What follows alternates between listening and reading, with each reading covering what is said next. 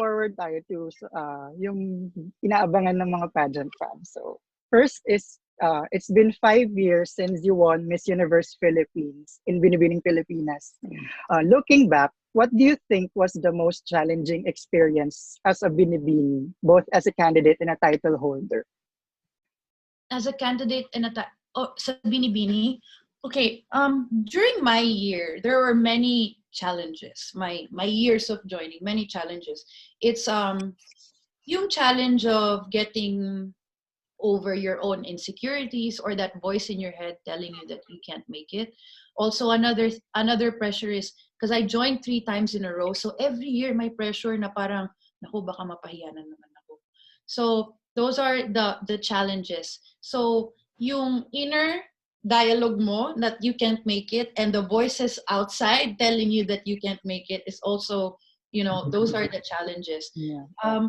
Isa sa mga nakita kong challenge din, tingin ko, nung naging title holder na ako, was that I felt like I didn't have any creative input in my clothes and in my costume or in my, you know, like, di ba yung mga panahon na yun, we weren't allowed to wear Filipino designers yet.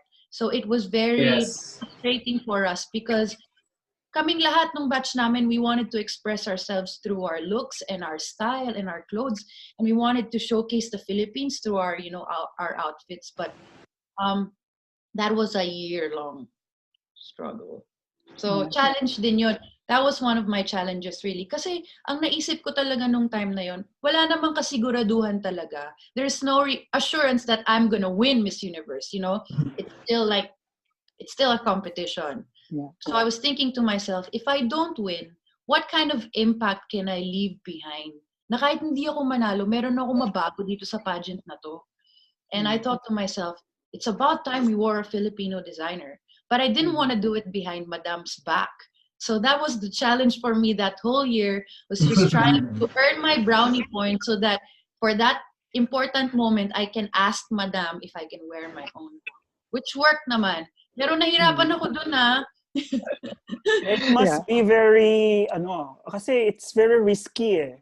Like what you said, there was no assurance that, you know, because you wore Filipino-made costume and gowns, you would actually win. So it's really a risk. And at the same time, there's this certain belief rin sa sarili. It would, because I'm sure you could say it now. Back then, probably hindi pa. But now you can probably say that because of that, you were able to gain more confidence in yourself. Kasi you were able to achieve what you really wanted to do when it comes to showcasing Filipino-made dresses and costumes. Yeah. Ang hirap because that time, I felt like, okay, what if I follow Madam? But hindi ako manalo dahil dun sa gown. So parang, you know, but then at the same time, but what if I follow, you know, I wear a Filipino designer. What if I don't follow her, but then I lose? Baka naman ni Madam. It's very risky, di ba? Yeah. So before, so you mentioned kanina na you joined 3 times. So dun sa 3 beses na yon, which year was most memorable? Oh, wow. Okay. Maraming memorable actually. I feel like they all had their stories, ganyan. I think it would be tayo yung first and third. Well, kasi yung first really, I didn't know anything about pageants, diba? Okay, so siguro yung first na lang. Sige, first. Kasi wala akong alam sa pageant. That was my very first pageant, Binibining Pilipinas 2013. And I remember, I had no experience. I just started training with Aces and Queens. And you know, yung first screening namin, yung naka-pink ako. Yeah. Grabe yun.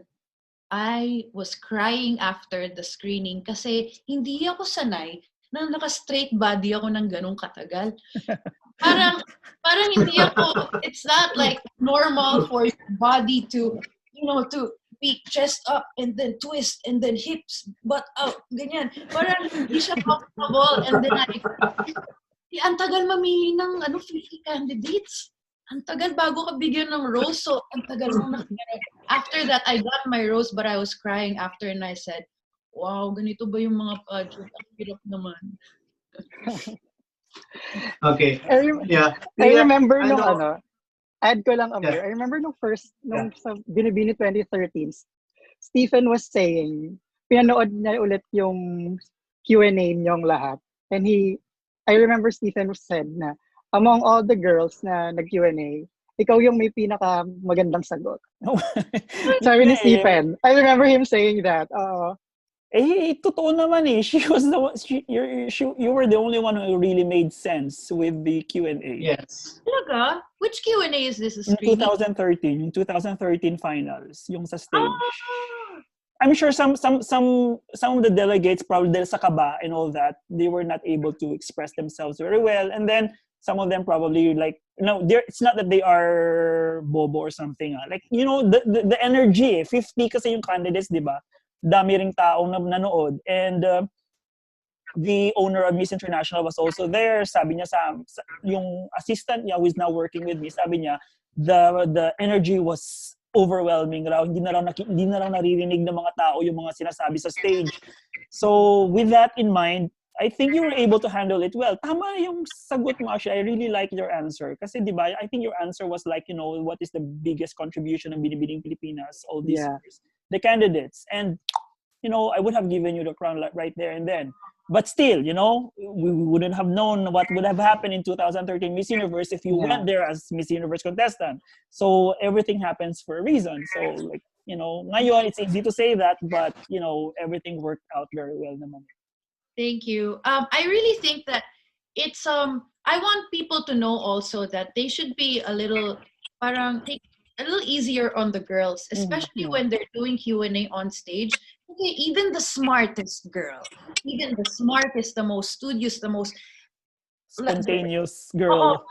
Parang kung wala kang experience speaking to a crowd, especially in a pageant setting, parang it won't work. So, you gotta give these girls credit because I'm sure, alam mo, I feel bad because minsan, di ba, parang inaabangan yung Q&A and then we wait for the girls to make mistakes. Actually, yeah. We wait for the girls to make mistakes and then we judge them based on that when, you know what, it's really true. These girls are smart. Some of these women become lawyers, doctors, professionals, business women. And kinakabahan lang sila. Kinakabahan lang. Alam mo yun? It doesn't mean that or hindi parang hindi siya marunong mag-English, mali yung grammar niya or hindi siya matalino. Parang kayo kaya nakakakaba kaya yung ginagawa namin, no? Yeah, that's true. Tapos may time limit pa, diba? So sobrang pressure pack talaga siya.